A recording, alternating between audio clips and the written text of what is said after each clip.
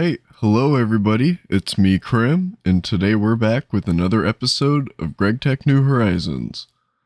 In today's episode, I guess I wanted to start off here actually really quickly with an update in a second, but this oil tank here.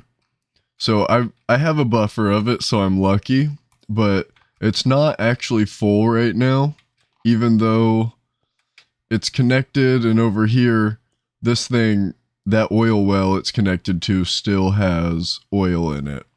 So I'm not really sure what the problem is, but it does seem to cut out kind of randomly. So I've tried chunk loading it and not chunk loading it, but really the only thing that seems to fix it is just waiting.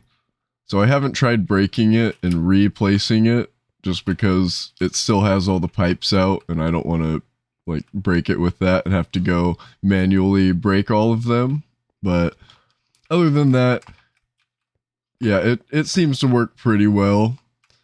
I could either extract probably from another, oil spout somewhere, because there's a few other nearby ones.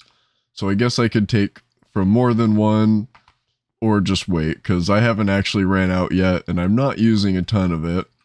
But I kind of gave you a little spoiler by coming up here, but the next thing I wanted to show you was, it looks a little messy, but it's my kind of early chemistry setup. But it'll lead into the main thing that we're going to be doing this episode. So, we did the EBF, I think that was last episode, and I had realized that since we were doing oil, I'll be able to make polyethylene. So we have that in this tank right here. And I guess we have ethylene. I didn't think about storing that. I probably should have. But, oh well, it's not super hard to set up, and we have a bunch of extra light fuel. But then also sulfuric acid. That was pretty easy, just with the excess hydrogen sulfide we had down there. And then over here we have some hydrochloric acid, which is coming from over here, because we're actually making sodium bisulfate dust, and then we electrolyze it in here into sodium persulfate. And so it's a little early to be making that in the polyethylene. But since we did that, we'll actually be able to make all of our MV circuits pretty much right off the jump with just a better deal. It'll be much cheaper with the polyethylene. I guess let's see, we can go in here, and if you look at the diodes here, the recipe with polyethylene actually gives you 4, whereas the ones with glass only give you 2.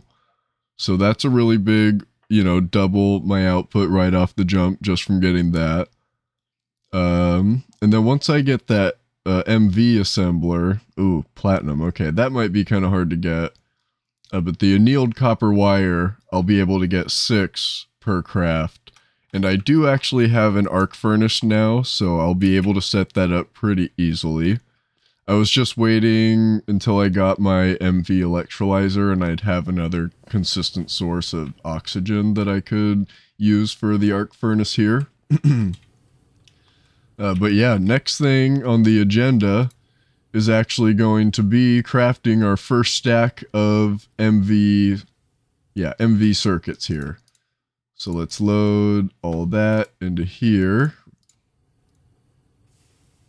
Think that's everything. Yeah, because we only need 1 stack of the boards. And then into there we'll put our half a stack of soldering alloy, because that's also something that allows us to make them for a little bit cheaper than using the lead or the tin. It only uses half of an ingot per craft, so...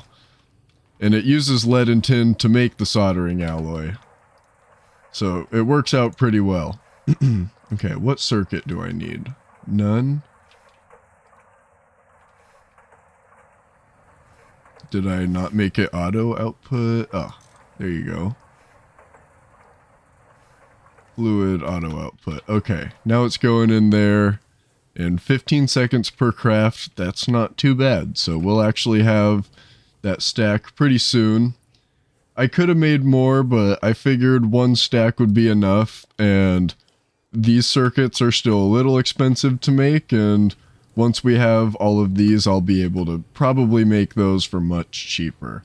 There's actually another one of the upgrades I was looking at in here was actually for the resistors in here.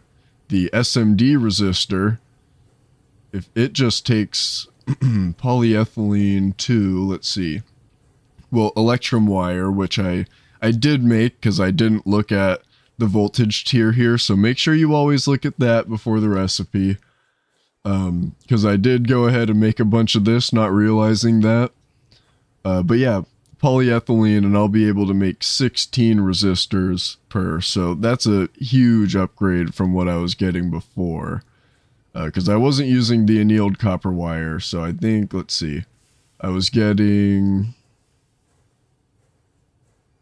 I didn't think it was 8 per craft, but it might have been, I don't know, there's so many recipes and it doesn't really matter. Either way, we're going to be getting them for much cheaper now. But those are, I guess, technically not our first circuits, because I did make the 2 really expensive ones needed to start the MV tier. But I wanted to make sure that I jumped on the cheaper recipe as quick as possible. So, yeah, I'm glad I got all that covered. But I'm going to look at, let's see. So I know I want the electrolyzer, the advanced one. Okay, so I think I'm able to make that. I guess the copper cable you have to make in an assembler, so I'll need to wait for the fluid extractor, so that will take a minute. But yeah, so I guess, oh, I have copper cables right here. I forgot I made a bunch of those. Okay, well, we're back in business then. So I think I have that one piece of glass too. So let's see. Let's take that, some silver wire, those, that, and machine hole.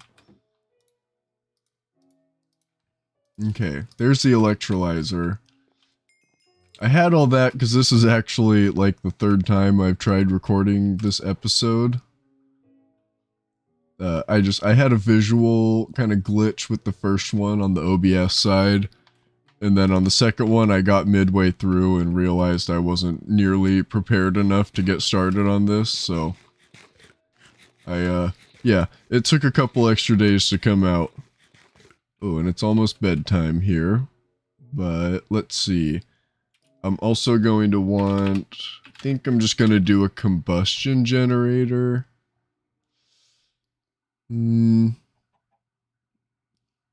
Yeah, let's see how, I don't know if I have any of the pistons. If I do, that'll work. I'll save that. But let's see. Steam turbine. Advanced.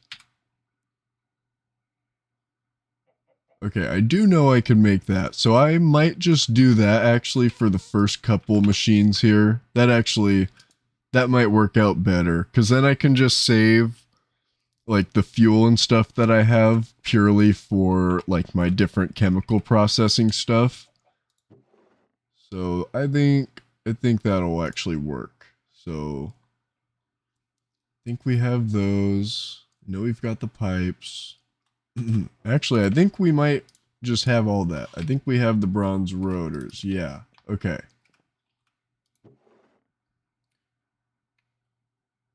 God, what else do I need? Okay, the steel fluid pipes. There you go. And then I learned if you shift click, wait, what? Oh, the copper cable. Okay. But yeah, if you go into NEI here and the plus, if you just regular left click it, it'll put ghost items in the crafting grid, but if you shift left click it, it'll actually move the items. I didn't know that, or I think I did at one point, but I had forgotten. But I just found that out pretty sure earlier today, so that's pretty useful. But yeah, we are... Oh, I'll need a couple extra pipes, but we're pretty much ready to go set this up. And then actually, I think I know what I want to do with it too. Okay, that'll be enough.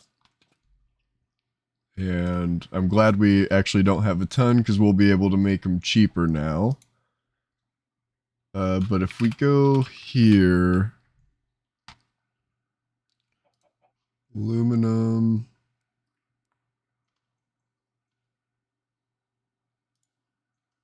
Where's the dust? Or alumina. Where's that? Here. Can you get that? Electrolyzer. Yeah, the ruby dust, that's going to be really useful because we get chrome and alumina. And we're going to need a lot of chrome pretty soon here. Ooh, this one will be really useful too, the kyanite. I don't know how much of that we have, but I know we do have at least a little bit. So yeah, this MV electrolyzer is pretty much one of the most useful machines in the entire tier. I remember from playing Star Technology, like, using it a whole lot. So maybe even think about... Ooh, I want to run up here first, but maybe think about actually making 2 of them even. I don't think I'm going to put the MV machines there. But I can run a little bit of steam right through the wall, I guess. It's not the best spot for it, but whatever. I don't really feel like moving that torch. Oh, also, I guess now that you can see it, I made the electric wrench too. It's been really handy, convenient to have, but I did make it with the cobalt brass bit on the end, and it's not actually hard enough to break these steel pipes, so I do need to be mindful about that.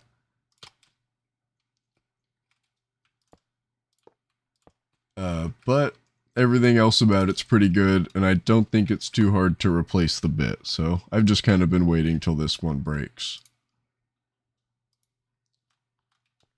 Okay, so I guess that has power now, so let's go run and get some alumina. Come this way. Ooh, something else really quick I didn't actually show you. I don't really need this thing anymore because I upgraded all my boilers. It's really loud, but to the advanced one. So we've got a whole bunch now, a lot more steam. I will need to upgrade this pipe. I just haven't yet. But not having to run that firebox is really convenient because I haven't had to really do as much mining during LV. I know I will need to pretty soon. But I was able to make it all the way through LV on basically just what I had from, like, the ore washer in there. And so that was really nice. The only thing I did have to mine for, though, was coal. And I had to mine so much coal. Like, basically every 2 or 3 hours, pretty much, I would have to go do another coal mining trip. So it got to be a little annoying after a while, but I made it through, and now I don't have to get it anymore. So that's nice, and so we can just get it when we need to, and we'll be able to deal with the creosote, but if we don't, it's not a big deal. What was I coming over here for? Okay, I will want a tank, and I want this conveyor module. I really hope you can use the LV ones on an MV machine. I'm going to risk it since we only have the one, but hoping. And then we are going to still get a hopper for the top of it. then a barrel, and let's see. I don't actually think I have any leftover tanks, so I'll deal with that in just a minute, because I don't think I even have everything I need to make a tank right now. So we'll run back over here. We'll see, we need hopper, need this and that. Oh, I made the thermometer too.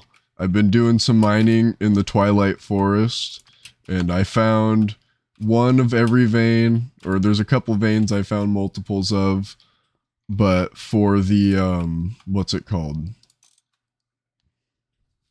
The Thaumcraft, like, crystals. I found all those and I was able to make that.